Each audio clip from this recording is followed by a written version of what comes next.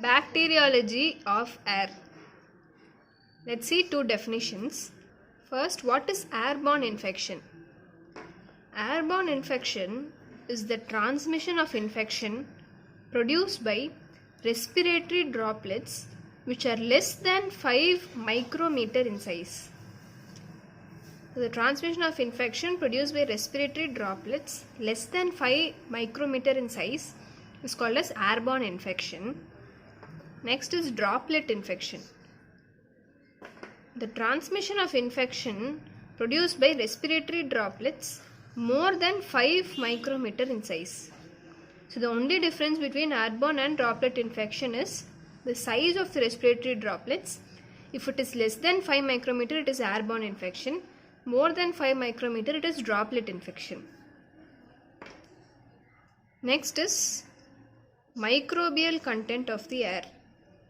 First, let's see about the microbial content of the outdoor air. This depends on density of human and animal populations, nature of the soil, density of vegetation, and atmospheric conditions like temperature, humidity, etc. Bacteria in the upper air consist largely of aerobic spore-bearing bacilli and to a lesser extent Achromobacter, Sarcina and Micrococcus. These are mainly derived from soil and surface dust. The infective microbes are rarely carried for more than short distances and their capacity to cause infection is impaired. The infective microbes do not travel for a long distance, they are only for short distance. Pathogenic bacteria do not multiply in the air. Microbial content of indoor air. Bacteria may be distributed through gross droplets and droplet nuclei from nose and mouth and through the dust particles. So in indoor air, the bacteria may be distributed through gross droplets and droplet nuclei from the nose and mouth and through the dust particles. The ultimate source of common pathogenic organisms is the dust which is derived from the humans. So the ultimate source of the pathogenic organisms in the air is the dust. Heavy particles fall to the ground while those which are 1 millimeter or less than 1 millimeter in diameter mostly remain suspended in the air. So they cause the infection. Heavy particles fall to the ground while those of 1 millimeter or less in diameter mostly remain suspended in the air and cause the infection. Hemolytic streptococci from patients or the carriers, tubercle bacilli and diphtheria bacilli and staphylococci.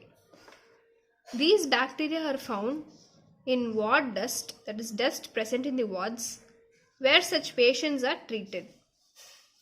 The bedclothes are an abundant source of bacteria laden dust. So the bedclothes are abundant source of bacteria laden dust. Droplets and droplet nuclei. These are produced while coughing, sneezing and talking. So depending on the size, they may be carried or remain suspended in the air or fall to the ground, and in the process they evaporate. So small sized particles are carried whereas the large sized particles fall to the ground. So all these evaporate. Smaller the size, faster is the evaporation.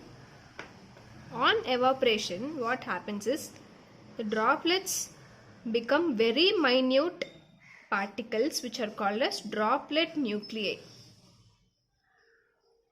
So these droplet nuclei, its fate depends on air currents in the atmosphere. All particles over 5 millimeter in size are retained in the nose. So they are the large particles which are above 5 millimeter in size are retained in the nose itself, and most of the particles which are 1 millimeter in size reach the lung and are retained in the alveoli. So the particles of size 1 millimeter reach the lung and are retained in the alveoli, but the particles which are less than 1 millimeter in size,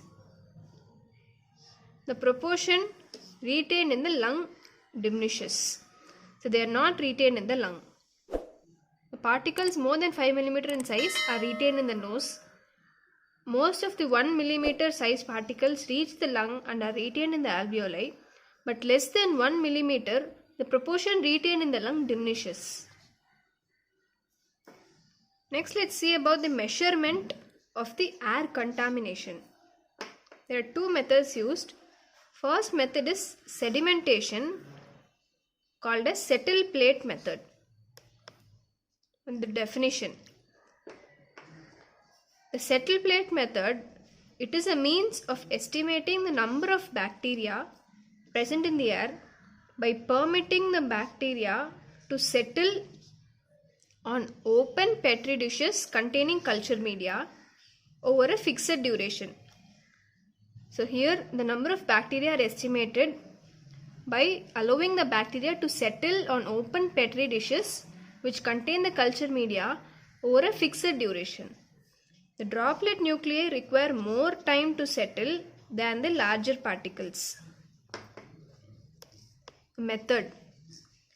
Open plates of culture media are exposed for specific periods. Then the plates are incubated at 37 degrees Celsius for 24 hours and the number of colonies are counted. For detecting pathogenic staphylococci and streptococci, blood agar plates are used, and for the detection of fungi, Sabouraud's agar plates are used in addition. Interpretation of the test. It provides an idea of the relative numbers and the species of microorganisms present in the air, and it is specially used for testing the quality of the air in surgical theatres and in the hospital wards. So this provides an idea of the relative numbers and species of microorganisms present in the air, and it is specially used for the testing of quality of air in the surgical theatres and in the hospital wards. The next method is slit sampler method. Definition. It is the means of estimating the number of bacteria present in the air by passing a known volume of the air through a slit. As the name suggests, a slit is used here. The plate exposure method has many limitations. So the slit sampler method is more elaborate and more useful. Method used. Known volume of air is directed onto a plate through a slit which is 0.25 millimeter wide, and the plate is mechanically rotated so that the organisms are evenly distributed over it. So this is slit sampler, and this is about the bacteriology of air. Thank you.